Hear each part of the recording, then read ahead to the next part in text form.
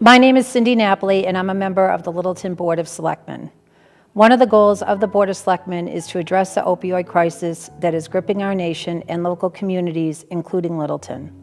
Over the past 2 years, the Selectmen have taken initiatives to raise awareness about addiction and the danger of opioids. These initiatives included the showing of the documentary If They Had Known at the high school, which raised awareness about the dangers of mixing prescription drugs with alcohol. We also collaborated with the Littleton Public Schools to arrange for guest speaker Richie Farrell to speak to the high school students and their parents. Through connections made with members of our community and with assistance from the Littleton Police Department and the Littleton Fire Department, the Littleton Coalition Against Addiction was created to help raise awareness and provide information about resources available to help anyone battling addiction or seeking help for a friend or a family member. The LCAA refers to opioid addiction as the epidemic hiding in plain sight. Many people prefer to believe that our community is immune from this crisis, but Littleton has already lost 2 young adults to opioid-related overdoses, and many of our neighbors are currently in treatment or have luckily been able to win their battle by overcoming addiction. As part of the initiative to raise awareness, I will be meeting with different members from our community who have bravely volunteered to come forward and share their personal story on LCTV. It is our hope that by sharing these stories, the stigma that is associated with addiction will stop, and people will be empowered to seek help, while others will embrace their courage and support them during their struggle to overcome this terrible disease. Following each segment, we will share a list of local resources, and that information is also available on the town's website and the Littleton Coalition Against Addiction Facebook page. Hi, my name is Cindy Napoli. I'm a member of the Littleton Board of Selectmen, and as a member of the Littleton Coalition Against Addiction, I'm here tonight with Eden and her daughter, Becca, who have agreed to come on the show and meet with me to talk about opioid addiction. As you know, we've been working on a series where we're trying to stop the stigma and start a conversation surrounding addiction in the hope to help other people.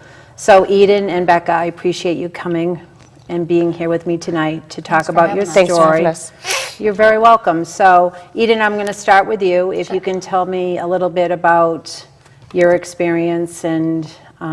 Sure.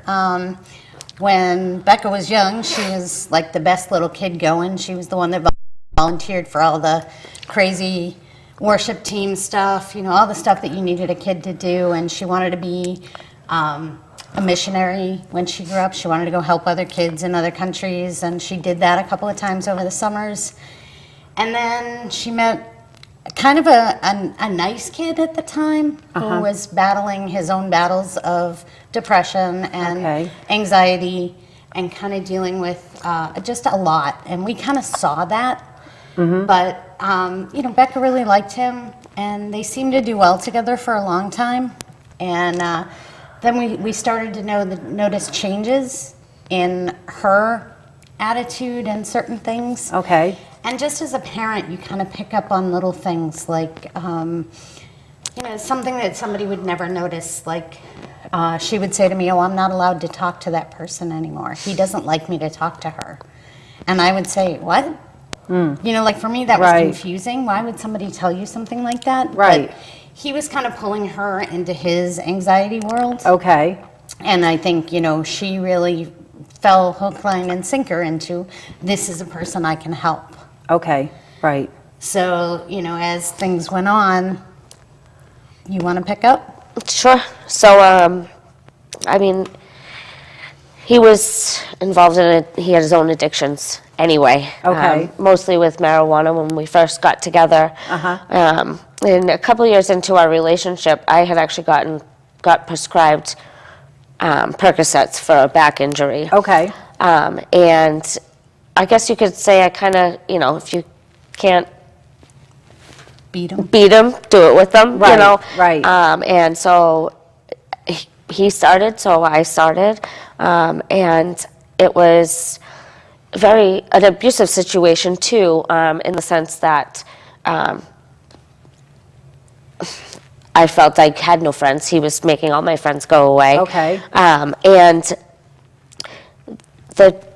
the Percocets was how I coped with Right, that. right. And it was easier to just do it with him than to not. Right. And once the physical addiction set in, that was it. I mean, it was, you do anything and everything you can to not feel that, Withdrawal. the withdrawals. Okay.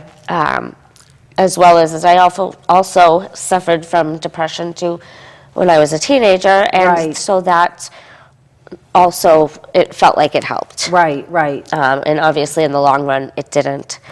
And then in 2013, in November, I actually lost my boyfriend. He passed away from an overdose. Oh, So that was sort of a big life-changing right. thing for me. And instead of it sort of setting me in the right direction, it sort of set me in the other direction. Okay. And I ended up doing Xanax and crashing my car into a gas station one night because I was high and, Right. I think that I fell asleep at the wheel. And that was life-changing for me. Right.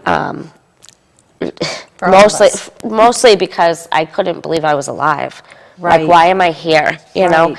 And I think that I believe there's big things for me to come, And as hard as that is for me to say, why didn't he have, I think that he died for me, I think he died so that I could move on. Right. Right. Right. And so that was pretty much it. I did get charged with the DUI. I was Okay. arrested. And Mom ever since stepped then, yeah, pretty much Mom Right. stepped So in. that was pretty much rock bottom for you. Yeah. And thank God she found me a great doctor, and I was put on Vivitrol. Okay. Which was life-saving. Okay. Life-saving. And I was on that for probably about a year and a half. And it's been just over 4 years now since I've That's touched excellent. anything. With Good for NA, you. a lot of help from NA. Okay. Yep. Weekly meetings, lots of friendships there. Oh my gosh. Just knowing that there are people that even if their story is not the same, it sort of is. Right. And knowing that people are there to support you in Right. that, because you do feel really alone. Okay. I Right. mean, I had to change my telephone number. I had to lose all my contacts because all my contacts were drug related. Right. Right. And that was hard because I lost a lot of friends, or who I thought were friends. Right. So But you to do go feel from, alone. to get away from that place that you were, Yep. and to move forward, you had to say goodbye. Yep. Yeah, Which the is old real- the old saying of getting out of Dodge. You Right. really have to do it. Right. You just have to give everything up. Right. And So- thank God she was willing to do that. I know. How did you find support for her, Eden? Where did you go? Because this must have been horrible for you to watch this spiral. Well, not only the spiral, but also to find yourself in a place where you have no idea as a parent what you're supposed to do. Right.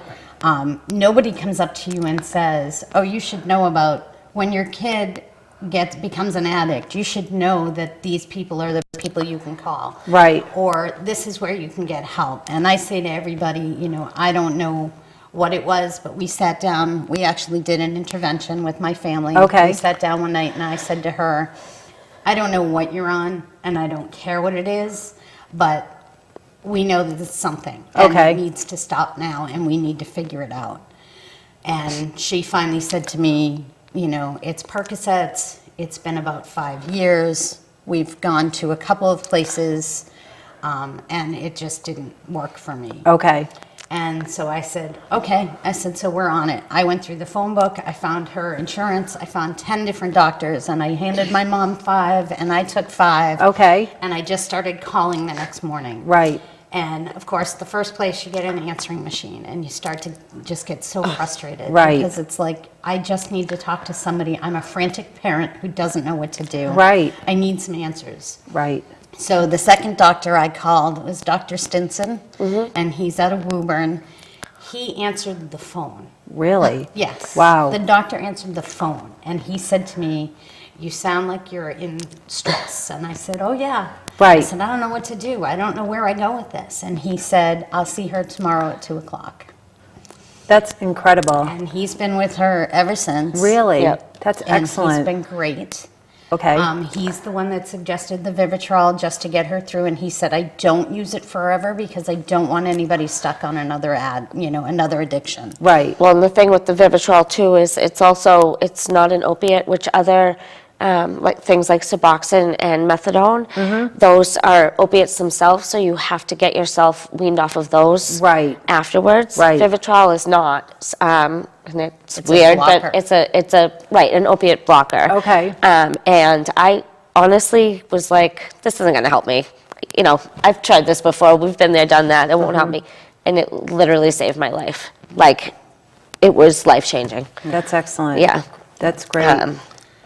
But just, from that moment on, I just, as a parent, gave up a lot of my life and, said to her, "This is what we're doing." I was at every NA meeting with her. Okay. Every Thursday night. I just dragged her butt there because she didn't have a license. We went through 3 years of not driving. So my parents were driving her to work every day. I was taking her to all of her meetings and all of her doctor's appointments and all of her court dates. Right. Which you then have to deal with, which you don't know how to deal. I mean, Right. no Why parent would you? prepares for No. this. And these are the things that I sit down now and I say, I wish I could find some website out there. And listening to Barbara Right. talk about SANS and stuff like that, I'm like, I wish we had known about places like this. Right. Because Even- you just have no idea. You don't know where to go. Even just as an addict, I wish they had stuff Yeah. like that back, when I needed it, because Right. we had called places, and you When she couldn't says get she help. means her and him. Yes, they my- had tried to get sober They had together. tried. Yes. That's so sad. 2 or 3 times. Right. But there was no help. There Right. wasn't, there was help, but then it was, you need to pay for it, or you need to, that your insurance doesn't cover it, or, you Right. can't have a bed for 3 weeks. Okay, great, that doesn't do Right. me any good right now. Right. Well, we're fortunate now, fast forward a few years later, that we've kind of started the Coalition Against Addiction in town. Yeah. We have some great resources available through Nicole Lawrenson at Elder and Human Services, Donna Kivlin, who works with PARI. Yep. She's available to help. And so we have a Facebook page. We're going to try to get a website going, but just so that people know Yeah. that the resources are out there now. And I think it's more common now. People are starting to talk about it. Yep. Because that just must have been heartbreaking for you, Eden, to see Becca go through that. Absolutely. I mean, you must have just felt so helpless and And that's exactly scared. where you feel. You feel like you're just in this alone. And Right. no matter who you talk to, everybody kind of, shies away from it. Oh, well, that's too bad. And yeah, and let's then just they don't move want on. to talk about it, Sweep it right? under the rug. Yep. Right, right. But nowadays, it's really funny because the more and more people I talk to, the more and more I find that there are so many, oh, well, my nephew, oh, well, my cousin, oh, well, my daughter, well. I have to be honest, I have not met one person, not one person that hasn't been affected Yeah. by some form of addiction. And it's crazy. It is, it really is. It's terrible. And, I feel bad because I think a lot of these kids grow up not knowing which way to go and what's right and what's wrong. To Right. a certain extent, they get, like with her group, you got DARE. Right. DARE is a year, and Right. that's it. Right. And then all of a sudden it's like, oh, well, you shouldn't do drugs, see ya.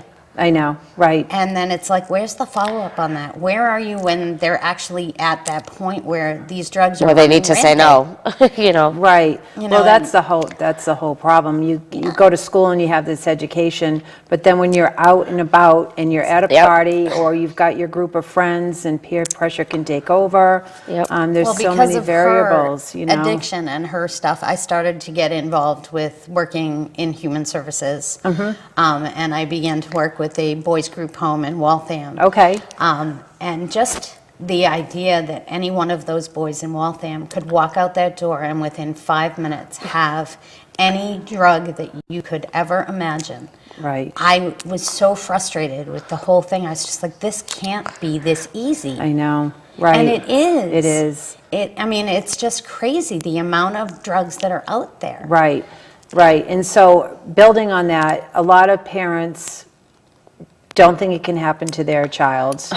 And Becca, by all accounts, is a great kid. The great kid, she right? She was. still is, but she fell into a trap, and she knew she wasn't living up to the person she was supposed to be. Well, She- and a lot of that trap came from the fact that she loved to help people. She Right. wanted to help him. Yeah.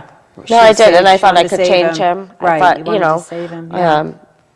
Right. yeah. Right. That's such and a it hard thing. happens, Yeah. and it does happen. Well, and the self-esteem thing is the one thing that I point out to a lot of people, because this day and age, a lot of these kids have anxiety, high anxiety. Right. And the self-esteem is so low that the one place that they go is to a guy or, a significant other to say, I need your support and I'm depending on you to be my happiness. Right. And nobody can be your own happiness. Right. It has to be you. Right.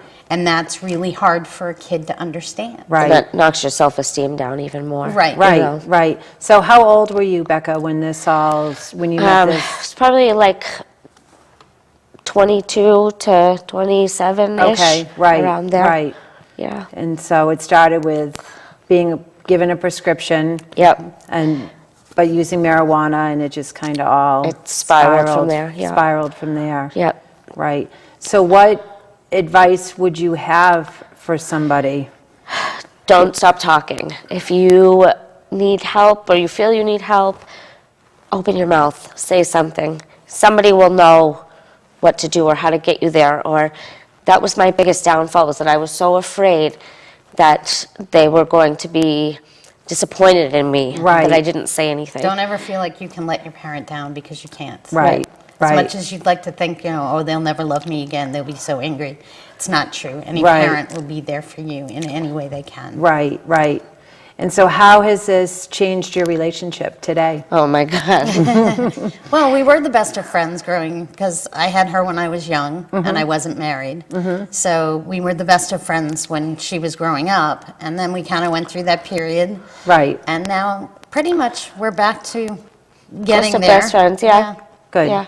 There are still some things that, we have to work through, just because the lifestyle that this takes you through makes you a very distrustful person. Right. I was just going to say that. The trust has Getting to be the built trust back. It's very hard. Right. Sucks. Right. It Well, does. it's funny. So we had another gentleman that came on and talked about he got addicted after having surgery, and he is at the point.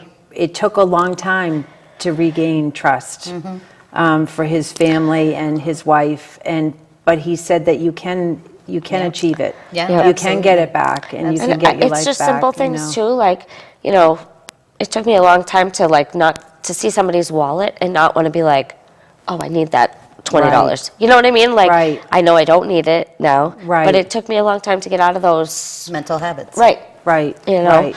Yeah. So NA, because I've had a couple people ask me about that type of those meetings. Where are those meetings? They're everywhere. Okay. It's www.na.org. Okay. Perfect. And you can find a meeting site almost anywhere. Okay. They tell you in your first 30 days, 30 meetings in 30 days. Okay. Is what you're supposed to do. Right. We couldn't quite do that because me driving her every day would have been Right. crazy. Right. But realistically, we should have. But thank God for Dr. Stinson, because he actually met with her once or twice a week. Yep. And she could call him at any point. That's excellent. What an So- amazing doctor. What a great He's the resource. greatest guy. He really is the greatest guy, and he's always looking for making sure he gives you that therapy part. It's not Which is just so here's your important. shot. Here's Is he your with thing. a clinic or is he a private He's a practice? private, as far as I know. Okay. I think so, yeah. Okay. He Interesting. was just amazing. Right. He was. And for whatever reason, any person that has ever gotten in contact with me about addiction in any way, I always refer them to him. Yeah. That's excellent. Because it was life-changing. That's a great resource. Yeah. It really Well, is. a lot of the other things too, like you said, you were afraid of letting us down, which you can't do I mean, a kid has to know that Right. their parent is going to be there. Right. And, you know, she would say to me, well, I figured you'd blame it on him. Mm-hmm. And you didn't like him in some ways anyway. Right. And I said to her, no, you made your own decisions. Right. I hate to say that to you, but this is what you chose. Right. And, you know, if it wasn't for people that you were hanging out with, there are certain things that you would never have known to do. Right. I mean, you and I can go out and take a Percocet and be fine. Right. You know, after surgery, after anything. Right. But you and I are not going home and going to crush that pill up and stick it up my nose to say, I want the high out of it. Right. You know, Right. that's just not something normal people know. Yeah. But if you're hanging around people, and this is what one thing that I want to, you know, really stress to parents is just watch the habit changes. Okay. When you see it start to happen, Right. you know, that's when you have to step in. That's not when you back off and go, well, she's, you know, 20. She should know what she's doing. Right. She's 22. It's a good And point. you will Should back you will off. see it too. Like you'll notice there are things that she'll say to me, and I'll be like, no, and then I'm like, oh, I looked like that, like I talked like that. Yeah. You know, very Interesting. repetitive, different. Like you will see the changes. And Right. for a kid who was like one of the most respectful kids, she would talk back to her grandmother and, you know, stuff like that, like just little things that you Like a pick up. personality change. Yes. Yep. And that's the stuff I just, you know, be aware. Just totally be aware of your Right. kid. Right. You know, as much as you think even at 20, 22, 24 that it can't happen. Right. It happens. Right. Well, your instincts, paternal and maternal Yes. instincts, Yes. you never lose those. Totally. So you have to, as much as you don't want to believe it, Yep. you have to believe it. Absolutely. Because, like And you step said, out of your zone. Right. Just be willing to say, hey, this could be my kid. Maybe there is an issue. Maybe there is a problem. right, And don't ever be afraid to say, hey, do you need some help? right, Because, you know, if it's not me, and many a nights I said to her, if it's not me, I understand. If you can't get help through me, Right. I get it. right, Because that's really hard. yeah, You right. know, to go to a stranger is a lot easier. Well, and when that's you're talking about that's another thing that's really good about NA too is that you find a lot of friends that you can go and do sober things with. That's excellent. That you can really just get yourself out of that mind frame. Right.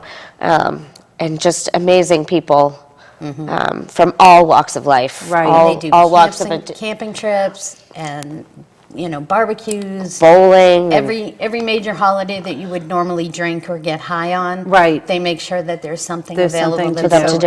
Yeah. That's excellent. Yeah. That's really great to know. Yeah. That's a huge resource for people, because it is hard.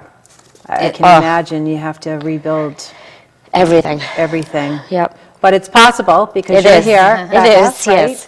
4 And, years. 4 years. Congratulations, Thank you. honestly. Thank you. I know I'm proud of you. I know your parents are proud of you. And you should be really proud of yourself, honestly. Thank you. So, Thank and you. I Been a long road, but right. But you're showing one there's that's worth it. Right, and there's a light at the end of the tunnel. It is possible. Absolutely. To overcome it and get your life back. Yeah.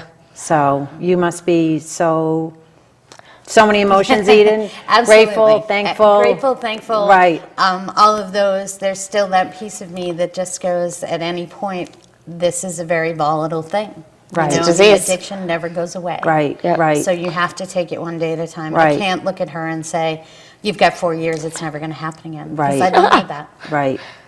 Right. You know, and she can't say that, which is the cool thing, because we don't rely on the fact that, you know, just because you have so long, I don't know that tomorrow it couldn't change. I knew a woman in NA that had 20 years and Fell off the Really? wagon. fell off She the did, wagon. Yeah. really. And it was sad, but she got right back up and Good. got right back up on the horse, which sucks, obviously. Yeah, but Right. you start But good over for again. her, she had But the she resources did, and she the knew support. exactly. Right, Yeah. Exactly. right. So a lot of big part of this is talking, like we're talking right now. Yep. And I just think that's so important to stop the stigma Yeah. surrounding this. Yeah, And let people tell know. everybody you know. Tell everybody you know, and it can happen to everybody. And as we found out, everybody knows somebody Yeah. Yep. that's being affected by this. crazy. Yep. So I'm so glad that you found that doctor and that resource. Yeah, But it was absolutely. almost like it was not the luck of the draw, but you just happened to stumble across him. Yep. So, Yeah, and like I said, where do you go that you get a doctor answer a phone? right, So I mean, Right. something or somebody had that plan in mind. So. Right, And right. he also had a lot of like information behind Yeah. everything that he was doing. So this is, the Vivitrol helps block, your opiate receptors. But it literally he will go through everything with And you, explain step by it to step. you. Yes, and Why it you're was doing what just, you're doing. it was very comforting. That's great. Because it wasn't just oh, here you go, take this, you'll be good.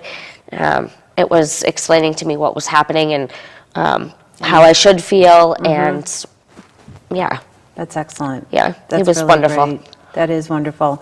Well, we do have a list of resources that we share at the end of the program for Awesome. people that need help. The NA, learning about that's a huge resource right there. If people can just Absolutely. go.